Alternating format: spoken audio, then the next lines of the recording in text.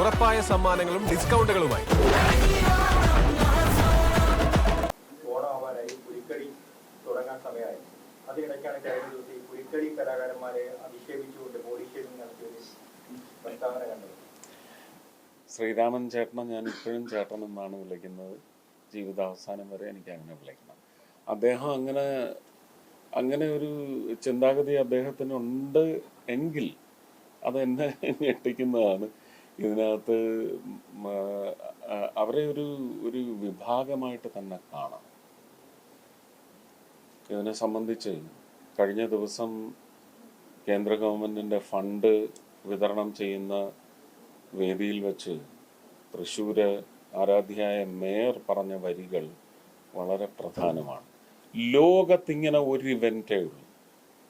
കാലത്ത് 5 മണി തൊട്ട് നമ്മൾ ഈ പറയുന്ന ഇനാമൽ പെയിൻറ് വെച്ച് പല സംഘങ്ങളും ഇപ്പോൾ ചില മാനുഷിക പരിഗണന അല്ലെങ്കിൽ നാളെ ഉണ്ടാകാവുന്ന ഒരു നിയമവും ഒക്കെ ഭയന്നിട്ട് നാച്ചുറൽ കളേഴ്സ് ഉപയോഗിക്കുന്നുണ്ട്. പക്ഷെ ആ നാച്ചുറൽ കളേഴ്സ് നിൽക്കത്തില്ല. ഭയങ്കര എക്സസീവ് പ്രൊഫ്യൂസ് സ്വെറ്റിംഗ് ആയിരിക്കും. അപ്പോൾ ആ കളേഴ്സ് നിൽക്കത്തില്ല. അപ്പോൾ ആ ഇനാമൽ ദേഹത്തടിച്ച് ഒന്ന് കയ്യിലെടുത്ത് ഒരു ബ്രോഡ് ബ്രഷിൽ ഒരു സ്ട്രൈപ്പ് ഒന്ന് വരച്ച് നോക്ക്, പൊള്ളും നിങ്ങൾക്കുള്ളിൽ.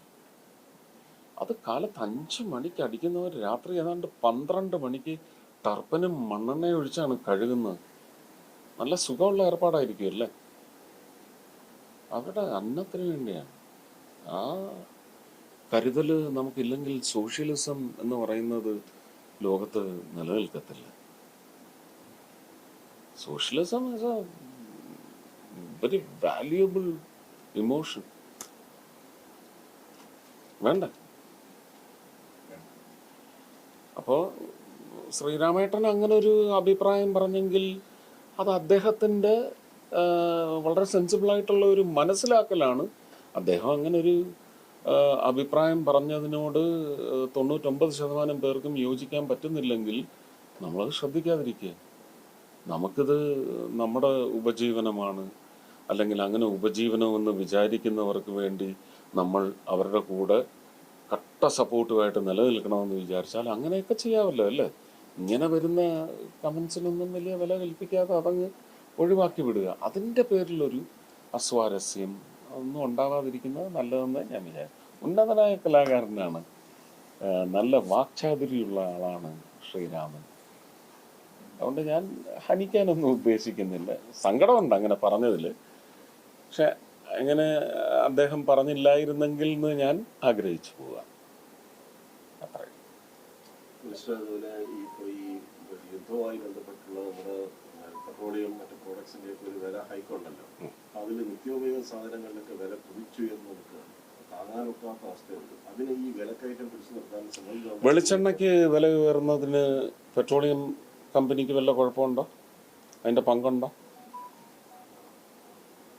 വെളിച്ചെണ്ണ കേരളത്തിൽ ഉൽപ്പാദിപ്പിക്കുന്നതാണ്. പച്ചക്കറി നിങ്ങൾ തമിഴ്നാട്ടിൽ നിന്ന് കൊണ്ടുവരുമായിരിക്കും. വെളിച്ചെണ്ണയുടെ വില ക്രമാതീതമായി അല്ലെങ്കിൽ വിചാരിക്കാൻ പറ്റുന്നതിനപ്പുറം ഉയർന്നതിൽ യുദ്ധത്തിന് പെട്രോളിയം മിനിസ്ട്രിക്കോ പങ്കുണ്ടോ?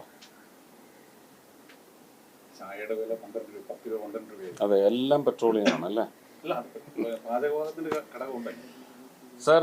ലോകത്ത് പാചകവാതകം വീടുകളിൽ എത്തുന്നതിന് ഇത്രയും വില കുറച്ച് ലോകത്ത് ഒരു രാജ്യവും വിൽക്കുന്നില്ല. അത് നിങ്ങൾ ആദ്യം മനസ്സിലാക്കൂ. യുദ്ധത്തിന് മുമ്പ് എത്രയാണെന്നറിയാമോ ഒരു വീടിൻ്റെ കൺസംഷൻ റേറ്റ്?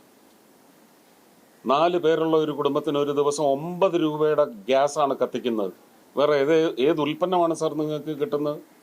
ക്യാബേജ് കിട്ടുമോ? ക്യാരറ്റ് കിട്ടുമോ? മത്തങ്ങ കിട്ടുമോ? എന്താണ് സാർ ഈ പറയുന്നത്?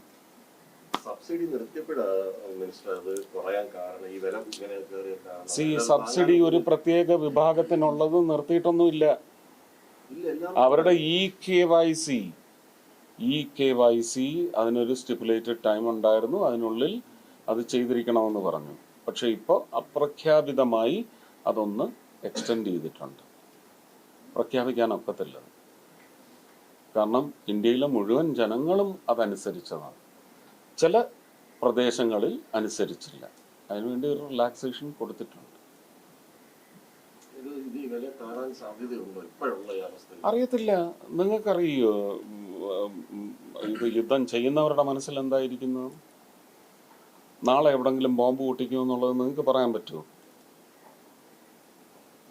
സർ, നമ്മുടെ സ്ട്രാറ്റജിക് റിസർവിൽ എന്ത് വിലയ്ക്ക് വാങ്ങിച്ച ക്രൂഡ് ഓയിൽ ഉണ്ടോ അതിന് ആനുപാതികമായിട്ടുള്ള വില മാത്രമാണ് നമ്മൾ നിശ്ചയിച്ചിട്ടുള്ളത്.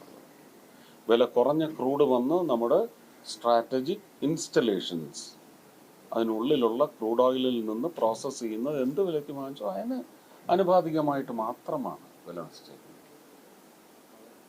അപ്പം നാളെ ബോംബിടിയിൽ നിർത്തി ഇനി എന്നേക്കുമായി നിർത്തി എന്ന് പ്രഖ്യാപിച്ചാൽ നാളെ വില കുറയണമെന്നില്ല. അതിന് മുമ്പ് വാങ്ങിയ എന്ത് വിലയ്ക്കാണോ വാങ്ങിയത്, ഓൾറെഡി 43,000 ക്രോസാണ് ഓയിൽ കമ്പനീസിൻ്റെ നഷ്ടം. നമ്മൾ മെയ് മാസം വരെയും വില കൂട്ടിയിട്ടില്ല. ആദ്യം കൂട്ടിയ 10 രൂപയും സെൻട്രൽ ഗവൺമെൻറ്റിൻ്റെ എക്സൈസ് ഡ്യൂട്ടിയിൽ നിന്ന് അബ്സോർബ് ചെയ്തു. അത് നിങ്ങളുടെ പേഴ്സിൽ റിഫ്ലക്റ്റ് ചെയ്തില്ല. രണ്ടാമത് കൂട്ടിയ 3 രൂപ 98 പൈസ 99 പൈസ മാത്രമാണ് റിഫ്ലക്റ്റ് ചെയ്തത്. സുരേഷേട്ടൻ മിനിസ്റ്റർ ആവുന്നതിന് മുമ്പ് ഈ മുൻകാലങ്ങളിലൊക്കെ ക്രൂഡ് ഓയിലിന് വില കുറഞ്ഞിരുന്ന സമയത്തും ഈ ഹൈക്ക് തന്നെയായിരുന്നു. അത് കുറയുന്ന സമയത്ത് ഒരിക്കലും കുറഞ്ഞു. സർ, ഇതെല്ലാം ഓയിൽ കമ്പനീസിന് വേണ്ടി നമ്മൾ ആ അവകാശം വിട്ടുകൊടുത്തതാണ്. വലിയ പ്രശ്നം നിയന്ത്രണം പോയി. ആ നിയന്ത്രണം ആര് പോക്കിച്ചു? അതോട് അന്വേഷിക്കും. ഏതാ ചാനൽ ഏതാ? കൈരളിയാ. ആഹാ.